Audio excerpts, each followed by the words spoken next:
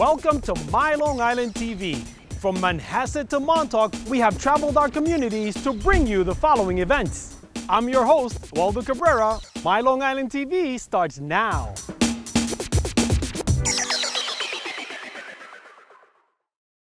Nigel Barker is a fashion photographer whose images have been printed in many major magazines. For 9 years, he was a judge on America's Next Top Model and now the host of Oxygen's The Face. Please join me in welcoming back author of Models of Influence, Nigel Barker.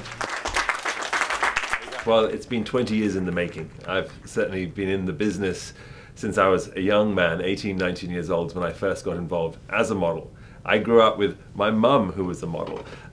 So it's sort of in the blood, as we say. And of course, working with so many of the greats, whether they be Tyra Banks, Naomi Campbell, Coco Rocha, Twiggy, Paulina Poroskova, Elle McPherson. You know, there are so many extraordinary women who I've worked with. I thought at this stage of my career it was about time that I sort of gave back. What is the difference between a model and a supermodel?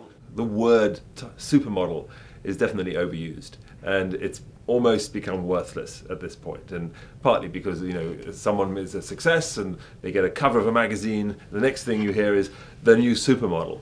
You know, when I believe that truly to become a supermodel you have to have transcended the business itself. You have to have made a real impact outside of modeling and make a difference in society at large and affect us in all kinds of ways, whether they upset us because they're too skinny or upset us because they're too big or too short or too tall or whatever the conversation might be. They start a conversation, and that conversation is very powerful. And those are the models who, for me, are truly the supermodels.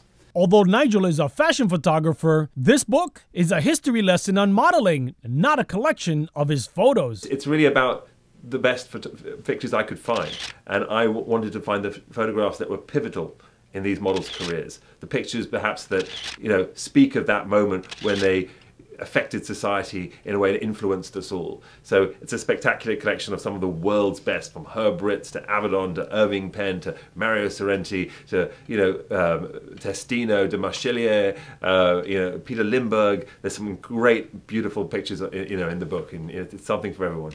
The book elegantly chronicles what the fashion world deemed beautiful from the 1940s up to today. There's a whole chapter devoted to the here and now, and we talk about social media, and we talk about these stars that are being born today through social media, the Kate Uptons, the Cara Delevingne, even Coco Rocha. There are many models who are very powerful in part because of social media, but it's also the way they deal with it and use it. And yes, a book like this perhaps is an old school way of looking at it, but I think that's exactly why it's important, because we need to be able to reference the history as a whole, not just as a flash of a second, not just as a tweet, not just as a Facebook post, but to actually be able to read it in depth and actually learn from it. And this is such a big business that I think it's about time that we actually found out the truth about how these models got there, how they affected us, and how they still affect us. I don't think there's ever been a time, as now, where you have more models of diversity,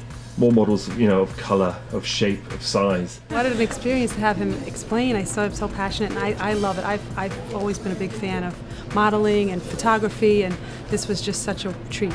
Thank you. I'm such a fan of it. Wonderful. I'm an aspiring yogi as well. I design jewelry, and I'm a big fan of his wife and Chrissy. his sister-in-law, and I thought that they would appreciate it. It's yoga inspired, and Have you ever heard of half of the people I was talking about? Yeah.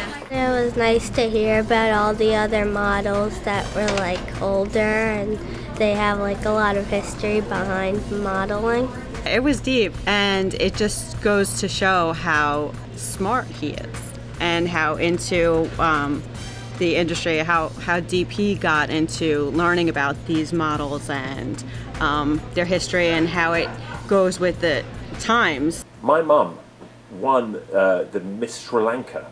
She was Miss Sri Lanka in 1960. Immediately on winning Miss Sri Lanka, they discovered that my mother was only half Sri Lankan, which at the time you couldn't be. I found that Nigel Barker was just very inspirational, not just about the modeling industry, but just to forge forward and be authentic in everything. Because I come from an immigrant family. My family didn't take no for an answer either, so I found it just very motivational and inspirational listening to him.